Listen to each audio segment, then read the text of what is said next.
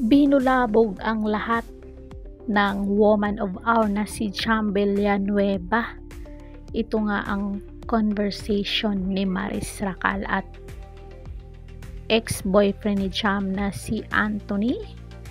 At grabe yung masiselang conversation or malalanding conversation ni Anthony at Maris Racal. At balita ko, yung convo nito ay mag-boyfriend pa at girlfriend itong si Maris at Rico at si Anthony at Jam. Grabe ang landi mo, Maris. Maris Racal at Anthony Jennings. Holy! Trending ang mga message ni Maris Racal sa kanyang love team na si Anthony Jennings.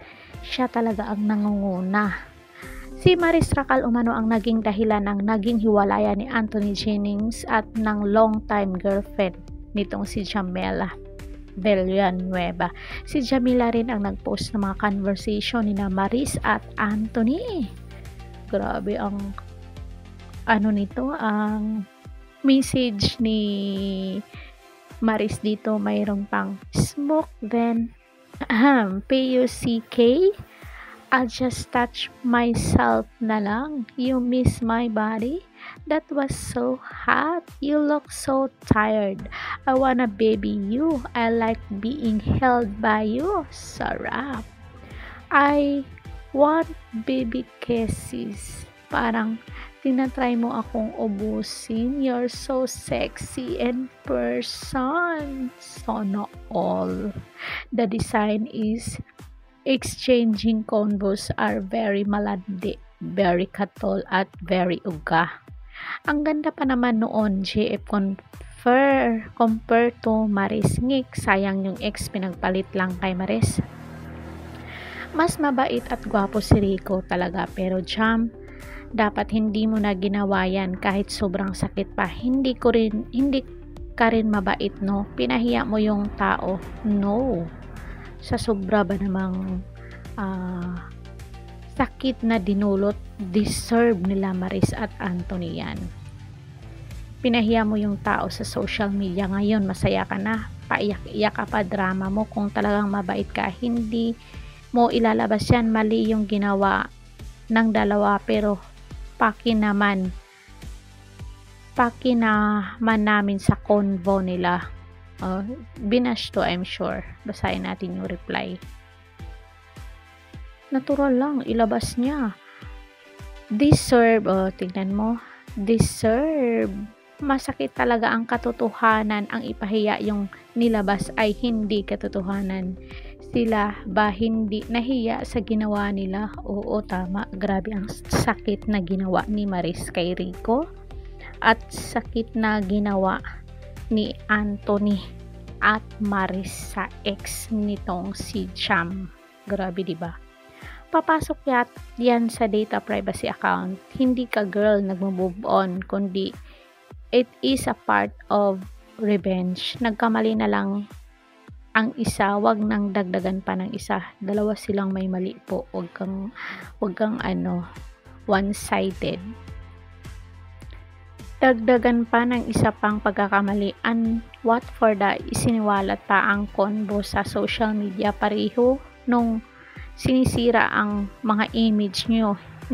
Yung image lang ng dalawa. Si Jam hindi naman artista. Hindi lahat ng makakabasa dito ay mauunawaan ka, ate girl, at hindi lahat sasang-ayon sa ginawa mo. Kaya ang pinakamagandang revenge na peaceful is prayer. Pag-pray mo yung pain mo at pag-pray mo din ang nanakit sa iyong damdamin. Hayaan mo ang taas ang gumanti para lahat ginawa sa iyo, ate girl. Just saying. Tama ka naman, pero masabi mong kasi wala ka sa sitwasyon. Tama niya, at iba-iba lahat ng mga tao. Naiisip mo yan. Sana yan na lang din ang ginawa mo. Ipag-pray mo. Tama naman tong reply.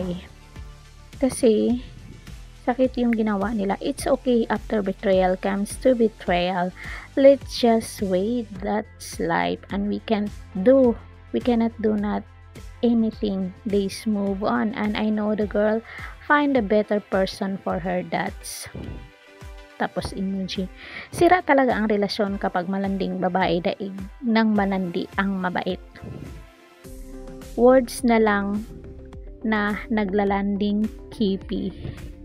Is this true? May kasalanan nga si Maris kaso mas may pananagutan ang nag-upload.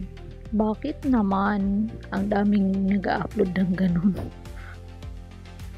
Convo sa social media, it is a violation of privacy. Anything that is illegal is punishable by law. Good luck sa nag-upload. Sana all.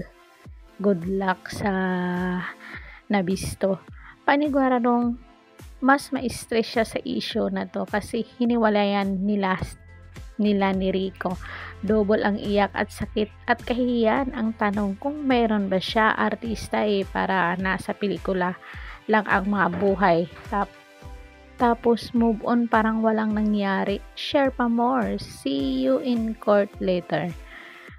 Kay Bilo na lang ako. Bilo touch my skin. Aabangan ko na lang ang mag-aminan na sila ng feelings in public and then pagkalipas ng buwan o taon, magkakahiwalay, maglalabasan na ng sama ng loob. Ganon yung cycle ng show business Meow, meow, meow, meow. That's so freaking hot. Happy birthday, Tutu.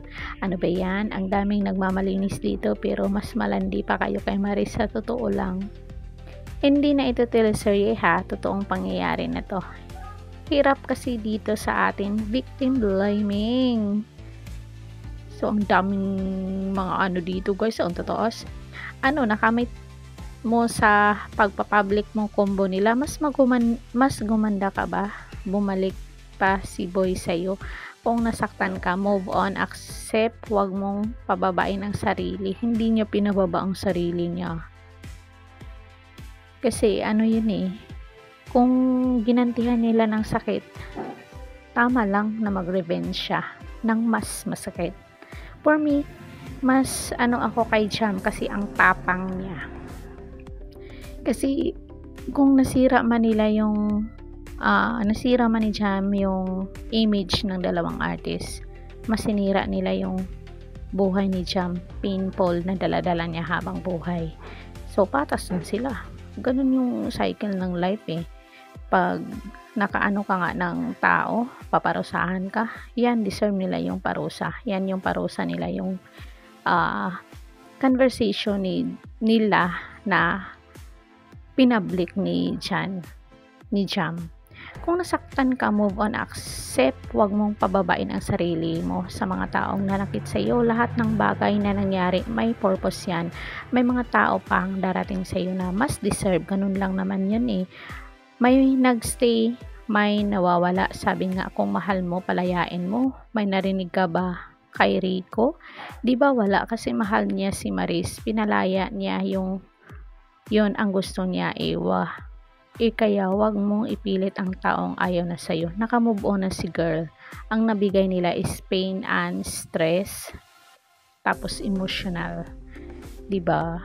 So, deserve lang yan. Deserve ng dalawa. Kasi cheater So, yun lang guys. Sana nagustuhan nyo. Ang dami pa kasing nagko-comment dito. Sana nagustuhan nyo ang video to. Kung bago pa lang kayo dito sa ating channel, hit the notification bell, like, share, and subscribe. Caridad Official TV. Hanggang sa muli and thank you so much.